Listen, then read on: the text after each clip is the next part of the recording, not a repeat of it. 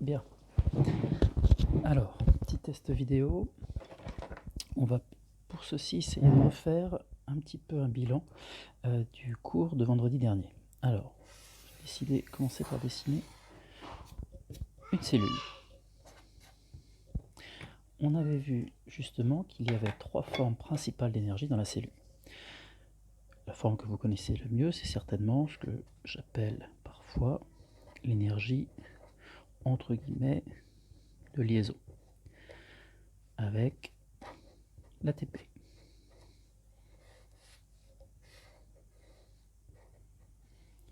On a vu qu'il y avait également une énergie associée aux réactions d'oxydoréduction qu'on peut appeler l'énergie redox, avec les couples qui ont une place centrale au sein de cette énergie, NADH, NADPH. Et puis on peut rajouter l'énergie de gradient. Je vais mettre en vert.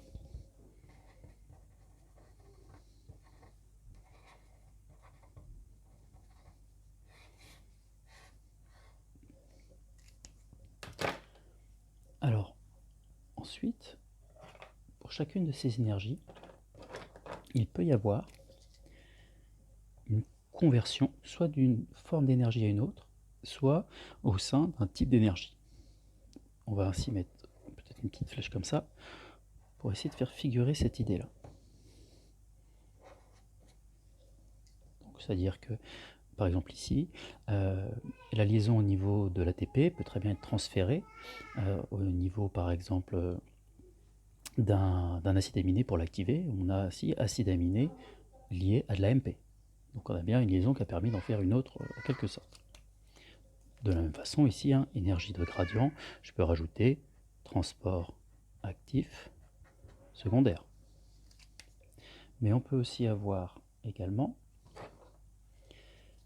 des conversions d'une forme à une autre. Et de l'énergie de liaison qui permettrait de donner de l'énergie de gradient. Alors qu'est-ce qu'on a comme exemple? Alors une énergie de liaison qui permettrait d'avoir une énergie de gradient, eh bien c'est par exemple, on peut mettre la Na+, K+, ATPase. En tout cas, à chaque fois, ce sont des enzymes qui vont permettre ces conversions. Ça peut être aussi une H+, ATPase.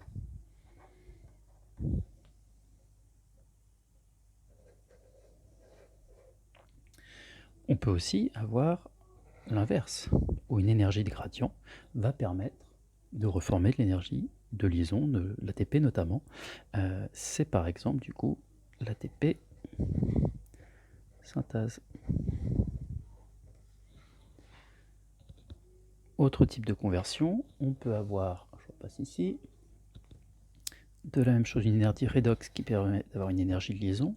On avait vu une réaction de la glycolyse qui permettait de faire ça.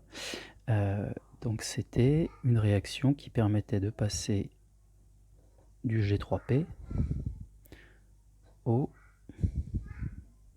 1,3-BPG.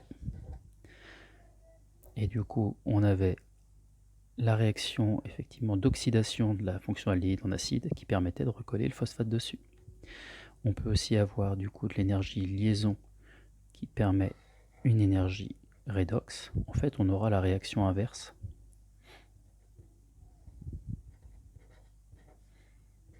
Donne G3P. On aura la réaction inverse au cours du cycle de Kelvin. Donc, je vais peut-être indiquer ici juste là pour vous repériez. Alors, hop. Ici, c'est une réaction de la glycolyse. Alors qu'ici, on est sur une réaction du cycle de Kelvin. Et puis, on peut finir avec de l'énergie redox qui peut donner de l'énergie gradient. Alors, je ne vais pas trop vous spoiler, mais c'est les chaînes de transfert d'électrons et une énergie de gradient qui permet de passer à une énergie redox. Alors là aussi, on verra, je le note ici, mais on le verra plus tard. Ça va être la chaîne inverse de nitrobactère. Voilà, vous avez des exemples pour montrer du coup ces conversions, toutes ces différentes conversions. On va dézoomer un peu. Et voilà, peut-être que vous voulez un petit titre. On va mettre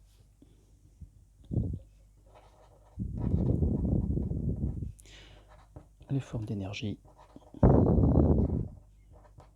dans la cellule.